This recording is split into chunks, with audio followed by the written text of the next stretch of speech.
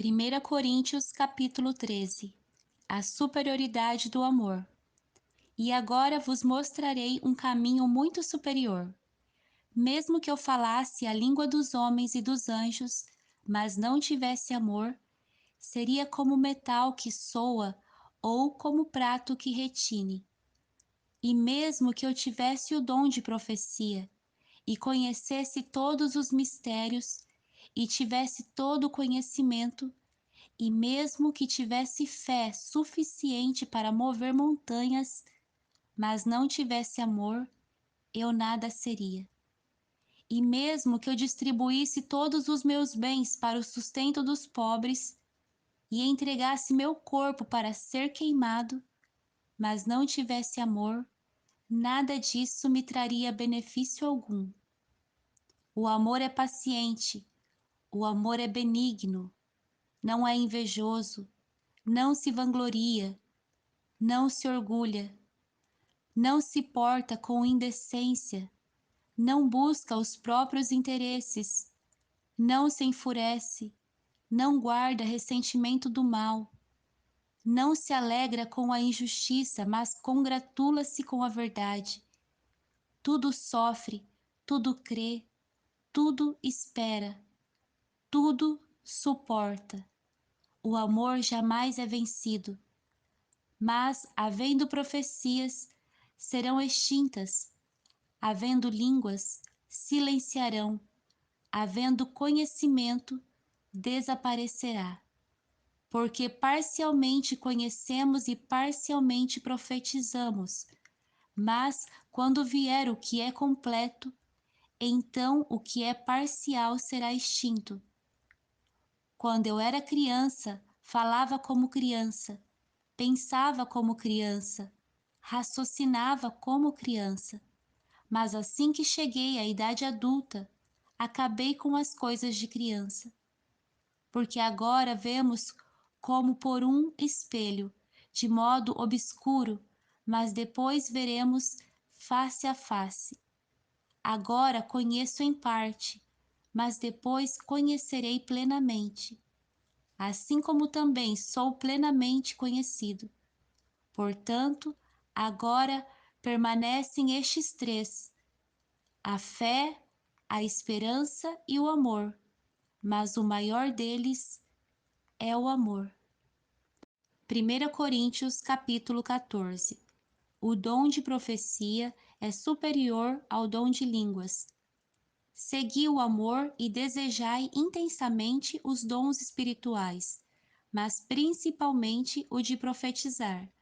Pois quem fala em uma língua não fala aos homens, mas com Deus, porque ninguém o entende, mas pelo Espírito fala mistérios. Mas quem profetiza, fala aos homens para edificação, exortação e consolação. O que fala em uma língua edifica a si mesmo, mas o que profetiza edifica a igreja. Gostaria que todos vós falasseis em línguas, mas muito mais que profetizasseis. Quem profetiza é maior do que o que fala em línguas, a não ser que as interprete para que a igreja receba edificação. Ora, irmãos, se eu for até vós falando em línguas, que benefício vos trarei, se não vos falar por meio de revelação, ou de conhecimento, ou de profecia, ou de ensino? O mesmo acontece com as coisas que não têm vida e emitem som, como a flauta e a harpa. Se não formarem sons distintos, como se saberá o que se toca na flauta e na harpa? Porque, se a trombeta tocar de modo incerto, quem se preparará para a batalha? Assim também vós, se com a língua não pronunciardes palavras que se podem compreender, como se entenderá o que dizeis? Pois estareis como que falando ao vento.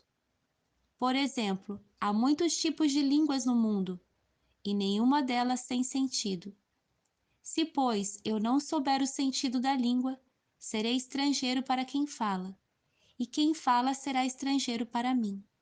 Assim também vós, já que estáis desejosos de dons espirituais, procurai desenvolver os que servem para a edificação da igreja. Por isso, aquele que fala em uma língua, ore para que a possa interpretar, porque se eu orar em uma língua, o meu espírito ora, mas a minha mente fica infrutífera. Que fazer então? Orarei com o espírito, mas também com a mente. Cantarei com o espírito, mas também com a mente. De outra maneira, se louvares com o espírito, como dirá amém diante de tua ação de graças quem não é instruído, visto que não sabe o que dizes? Pois é claro que agradeces de modo adequado, mas o outro não é edificado. Dou graças a Deus, porque falo em línguas, mais que todos vós. Todavia, prefiro falar na igreja 5 palavras que se podem compreender, a fim de também instruir os outros, a falar 10.000 palavras em uma língua. Irmãos, não sejais como crianças no entendimento. Quanto ao mal, contudo, sede como criancinhas, mas adultos quanto ao entendimento. Está escrito na lei: falarei a este povo por intermédio de homens de outras línguas e por meio de lábios de estrangeiros, mas nem assim me ouvirão, diz o Senhor. Desse modo, as línguas são um sinal não para os crentes, mas para os incrédulos. A profecia, porém, não é um sinal para os incrédulos, mas para os crentes. Se, pois, toda a igreja se reunir num lugar e todos falarem em línguas, e entrarem pessoas não instruídas ou incrédulos, por acaso não dirão que estáis loucos? Mas se todos profetizarem, e alguma pessoa incrédula ou não instruída entrar, será por todos convencida de seu pecado e julgada. Os segredos do seu coração se tornarão manifestos, e assim, prostrando-se com o rosto em terra, adorará a Deus, afirmando que de fato Deus está entre vós. A necessidade de ordem no culto. Irmãos, que fazer então? Quando vos reunis, cada um de vós tem um hino, tem uma palavra de instrução, tem uma revelação, tem uma palavra em língua, tem interpretação. Tudo deve ser feito visando a edificação. Se alguém falar em uma língua, que falem somente 2, quando muito 3, um de cada vez, e haja quem interprete. Mas se não houver intérprete, permaneça calado na igreja, falando consigo mesmo e com Deus. Que 2 ou 3 profetas falem, e os outros julguem o que foi dito. Mas se for dada uma revelação a alguém que estiver sentado, cale-se o primeiro, porque todos podereis profetizar, um de cada vez, para que todos aprendam e sejam encorajados. O espírito dos profetas está sujeito ao controle dos profetas, porque Deus não é Deus de desordem, mas sim de paz. Como em todas as igrejas dos santos, as mulheres devem permanecer caladas nas igrejas, porque não lhes é permitido falar, mas estejam submissas como também a lei ordena. Se quiserem aprender alguma coisa, perguntem em casa ao marido, porque para a mulher é vergonhoso falar na igreja. Acaso foi de vós que a palavra de Deus saiu? Ou ela veio somente para vós? Se alguém se considera profeta ou espiritual, reconheça que as coisas que vos escrevo são mandamentos do Senhor. Mas, se alguém não reconhece isso, tal pessoa não será reconhecida. Portanto, irmãos, desejai intensamente o dom de profetizar, e não proibais o falar em línguas, mas tudo deve ser feito com decência e ordem. 1 Coríntios capítulo 15. A ressurreição. Irmãos, lembro-vos do evangelho que vos anunciei, o qual também recebestes e no qual estáis firmes. Por meio dele também sois salvos, se retiverdes com firmeza a mensagem, tal como a anunciei a vós, a não ser que tenhais crido inutilmente. Porque primeiro vos entreguei o que também recebi. Cristo morreu pelos nossos pecados, segundo as Escrituras, e foi sepultado e ressuscitou ao terceiro dia, segundo as Escrituras, e apareceu a Cefas e depois aos 12. Depois apareceu a mais de 500 irmãos de uma só vez, e a maior parte deles ainda vive, mas alguns já faleceram. Depois apareceu a Tiago e a todos os apóstolos. E depois de todos apareceu também a mim, como a um nascido fora do tempo certo, pois sou o menor dos apóstolos, indigno de ser chamado apóstolo, porque persegui a igreja de Deus. Mas pela graça de Deus sou o que sou, e a sua graça para comigo não foi ineficaz. De fato, trabalhei muito mais que todos eles. Todavia, não eu, mas a graça de Deus que está comigo. Quer tenha sido eu, quer tenham sido eles, é isso que pregamos e é nisso que crestes. Se Cristo está sendo pregado como ressurreto dentre os mortos, como dizem alguns dentre vós que não há ressurreição dos mortos. Mas se não há ressurreição dos mortos, também Cristo não ressuscitou. E se Cristo não ressuscitou, então a nossa pregação é inútil e também a vossa fé. Assim, somos também considerados falsas testemunhas de Deus, afirmando que ele ressuscitou a Cristo, a quem não ressuscitou, se de fato os mortos não ressuscitam. Porque se os mortos não ressuscitam, Cristo também não ressuscitou. E se Cristo não ressuscitou, a vossa fé é inútil e ainda estáis nos vossos pecados. Logo, os que morreram em Cristo também estão perdidos.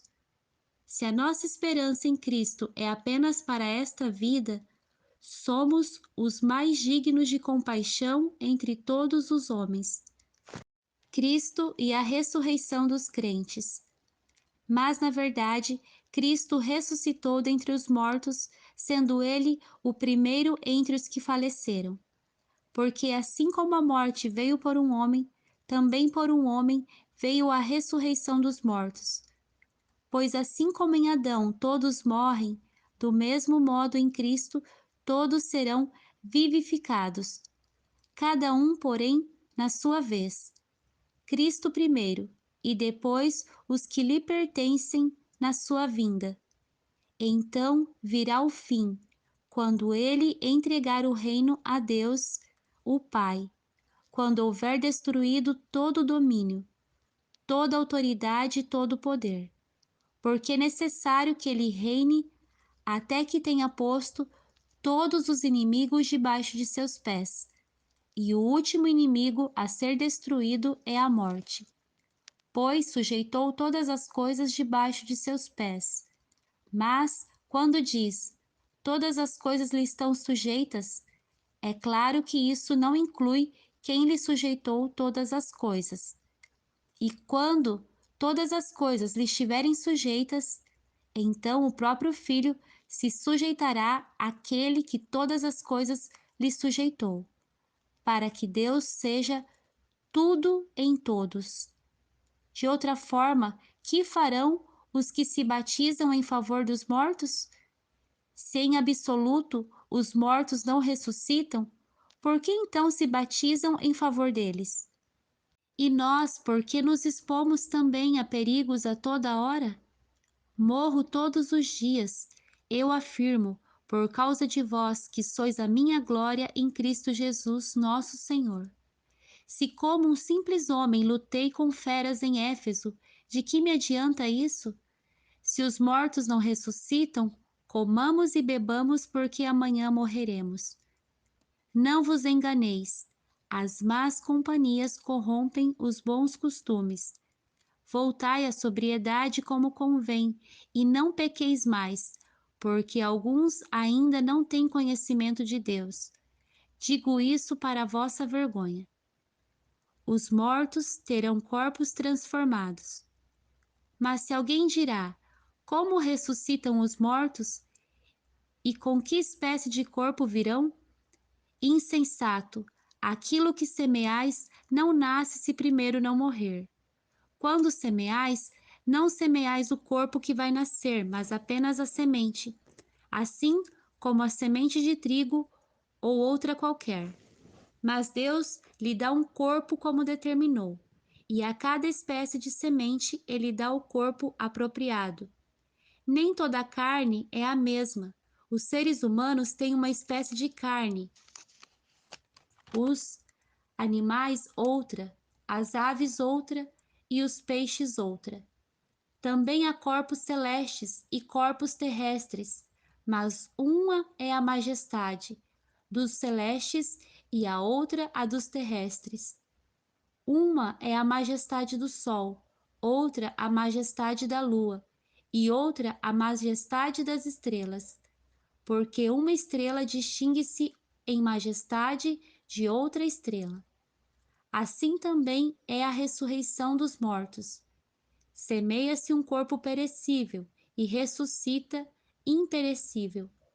Semeia-se em desonra e ressuscita em glória. Semeia-se em fraqueza e ressuscita-se em poder. Semeia-se um corpo natural e ressuscita um corpo espiritual. Se há corpo natural, há também corpo espiritual. Assim também está escrito: Adão, o primeiro homem, tornou-se ser vivente, e o último Adão, espírito que dá vida. Mas primeiro não veio o espiritual, e sim o natural. Depois veio o espiritual. O primeiro homem foi feito do pó da terra, o segundo homem é do céu. A semelhança do homem terreno, assim também são os da terra. E a semelhança do homem celestial, assim também são os do céu. Assim como trouxemos a imagem do homem terreno, traremos também a imagem do homem celestial. Seremos transformados. Mas digo isto, irmãos, carne e sangue não podem herdar o reino de Deus, nem o que é perecível pode herdar o imperecível. Eu vos digo um mistério: nem todos iremos falecer, mas todos seremos transformados, num momento, num abrir e fechar de olhos, ao som da última trombeta, porque a trombeta soará e os mortos ressuscitarão imperecíveis, e nós seremos transformados, pois é necessário que aquilo que perece se revista do que é imperecível, e o que é mortal se revista do que é imortal. Mas, quando o que perece se revestir do que é imperecível, e o que é mortal se revestir do que é imortal, então se cumprirá a palavra escrita: a morte foi engolida pela vitória. Onde está, ó morte, a tua vitória? Onde está, ó morte, o teu aguilhão? O aguilhão da morte é o pecado, e a força do pecado é a lei. Mas graças a Deus que nos dá a vitória por meio de nosso Senhor Jesus Cristo. Portanto, meus amados irmãos, sede firmes e constantes, sempre atuantes na obra do Senhor, sabendo que nele o vosso trabalho não é inútil. 1 Coríntios capítulo 16. A coleta para os irmãos da Judéia. Quanto à coleta para os santos, fazei vós também o mesmo que ordenei às igrejas da Galácia. No primeiro dia da semana, cada um de vós separe o que puder, de acordo com o seu ganho, e o guarde, para que não se façam coletas quando eu chegar. Quando eu chegar, enviarei com cartas de recomendação os que aprovardes para levarem a vossa contribuição para Jerusalém. Se convier que eu também vá, eles irão comigo. Os projetos de Paulo, recomendações e despedidas. Depois de passar pela Macedônia, por onde tenho de passar, irei até vós. Talvez me demore convosco algum tempo, ou até mesmo passe o inverno, a fim de que me encaminheis para onde eu for. Pois desta vez Não vos quero ver apenas de passagem. Pelo contrário, espero ficar convosco algum tempo, se o Senhor permitir. Ficarei, porém, em Éfeso até o Pentecostes, porque me foi aberta uma porta grande e promissora e há muitos adversários. Se Timóteo chegar, tomai providências, para que ele não tenha nada que recear entre vós, pois ele trabalha na obra do Senhor, assim como eu. Portanto, ninguém o menospreze, mas encaminhai-o em paz, para que venha até mim, pois o espero com os irmãos. Quanto ao irmão Apolo, pedi-lhe muito que fosse até vós com os irmãos, mas ele não quis ir agora de modo algum. Irá, porém, quando tiver oportunidade. Vigiai, permanecei firmes na fé, portai-vos corajosamente, sede fortes, fazei tudo com amor. Irmãos, sabeis que a família de Estéfanas são os primeiros frutos da Acaia. Eles têm se dedicado ao serviço dos santos. Assim suplico-vos agora, que também vos sujeiteis aos que são como eles, e a todo que coopera e trabalha na obra. Alegro-me com a vinda de Estéfanas, Fortunato e Acaio, pois eles supriram o que me faltava da vossa parte. Porque revigoraram o meu espírito assim como o vosso. Homens como eles merecem o vosso reconhecimento. As igrejas da Ásia vos cumprimentam.